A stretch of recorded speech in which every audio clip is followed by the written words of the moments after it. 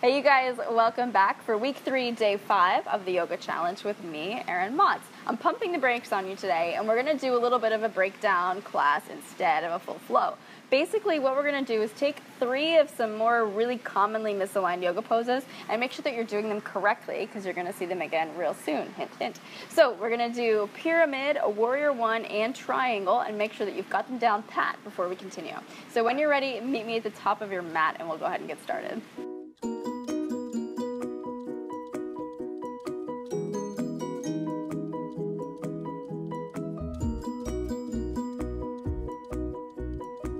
So go ahead and start turning to the top of your mat. I want you to have space behind you. We're going to start with warrior one, which I think is one of those poses where when you're doing it, you're like, I don't really know if I'm doing this right, but I'm going to just assume that I am, because it doesn't really have a lot to, in terms of visually, it doesn't have a lot where you could definitely say, oh, I'm definitely doing that right or wrong. So I'm going to break it down for you. We'll start on the right side. Bring the right foot forward, take the left leg back. So notice how my right toes are facing the front of my mat. My left toes are kind of cut at an angle. So the left foot is at a 45-degree angle or so, depending on what feels best. And the right foot faces forward more or less.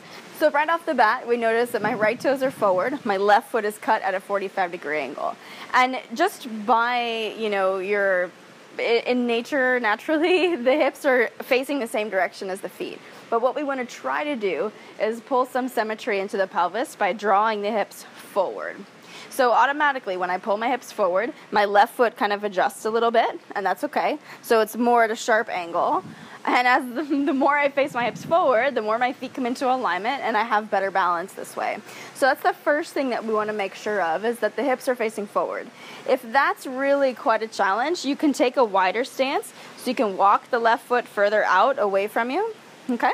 So adjust, kind of play with that first. Make sure you have lots of space between the feet, and then we'll try bending the front leg. So keeping the pelvis square, keeping the hips facing forward, now the right leg is bent. So the left leg stays active. I'm really pushing into the pinky edge of that left foot, and eventually the arms will come up. So from here, the chest is lifted. Maybe you press the hands together, but it's like a garnish, it's not necessary. You can or you can't, it doesn't matter, it doesn't make it wrong. The main thing that you want to be aware of is the alignment of the legs, the positioning of the feet, and making sure that the chest is lifted and you're not dumping back into the lower back. So let's do the left side, and we'll try to kind of keep those same alignment pieces in mind. Left foot forward, right leg back, right foot cuts the corner, left toes face forward. Square the hips off, bend the left knee, and pick both arms up.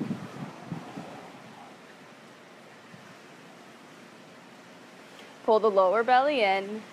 Gently scoop the pelvis forward if that helps you align at all. Right hip is moving forward. You can take the hands down. Let's step the right foot up to meet the left. So the next pose that we're going to break down is pyramid, which has similar formation in the lower half of the body. So the right foot's going to come forward, left foot comes back. You have the same shape of the legs, okay? The only thing that's different is that the feet are a little bit closer together in pyramid, but the hips still face forward. So you're going to roll the hips forward, come down about halfway. You can put a little bend in the right knee if that helps. I like to keep my legs straight, but up to you. And eventually the hands come down either to the floor or up on blocks if you need them. And the thing that most people do incorrectly here is as soon as you fold, it's difficult because the legs are stretching and it can feel pretty intense. So what we naturally want to do is pop the hip open and open up the left side of the body like this.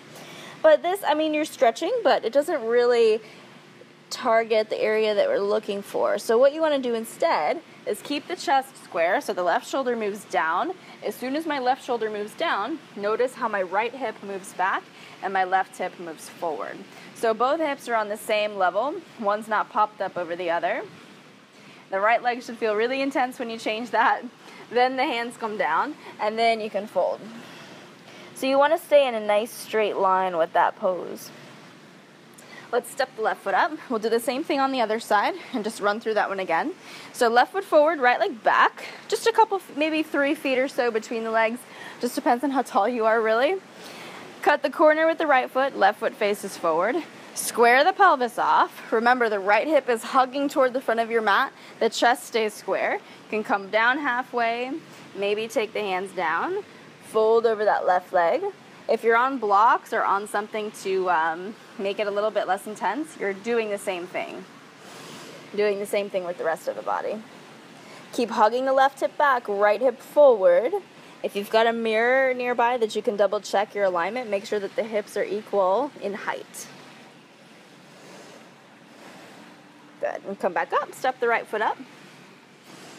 And that is pyramid. We'll do one more, which is triangle. So similar type of movement from the hips, but the feet are a little bit different. Right foot is going to be forward, left foot steps back. Left foot is parallel to the edge of your mat, and right toes are facing straight ahead. So almost like you're going to come into a warrior two, but not really. Straighten the right leg, keep it straight, engage the thigh away from the kneecap, and you're hinging from the hips. So here's what we often see how it's done incorrectly, and that's to do something like this.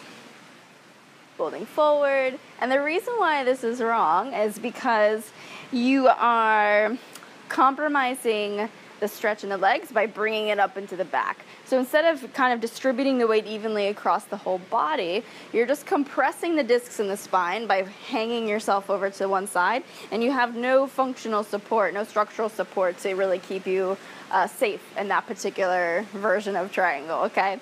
So to do it correctly, you're going to hinge from the crease in the hip. So if you were to bend your knee, kind of where that crease happens in the upper thigh is where you're folding from. So keep the right leg straight, hinge forward as much as you can from that point in the hip, okay?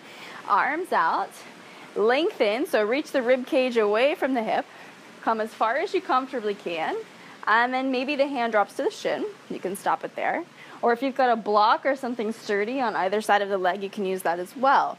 So really what you want to be focusing on is keeping the length from the ribs to the hip, keeping some space there, tilting from the right hip in this case, and kind of sitting your weight into the left heel. So the weight in the feet is equal, but you're popping that hip out to the side a little bit. Come as far out as you can, drop it down, one arm lifts. Now one thing you can do when you get to this point is to gently scoop the pelvis forward, roll.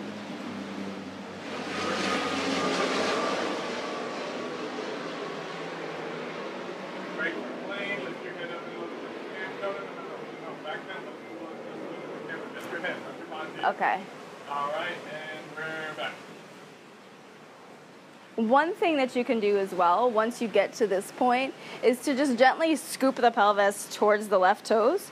Just a little bit. It's going to lengthen the left side body even more and make it a bit more intense. So to come out, bend the right knee, pop it back up. Let's do the other side. So we'll keep those same cues, those same alignment little tricks in mind, right?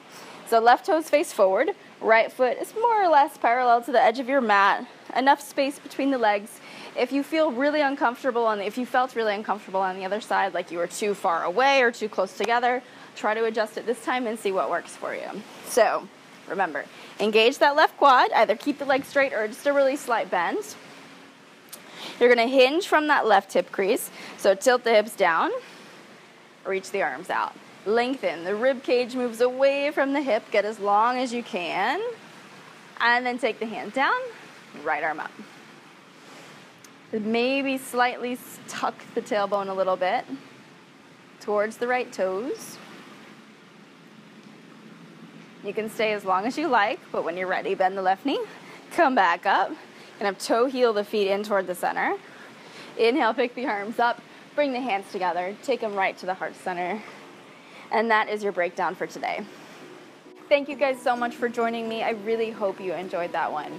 For more yoga and other fun stuff, check out erinmotz.com, and I'll see you right back here tomorrow.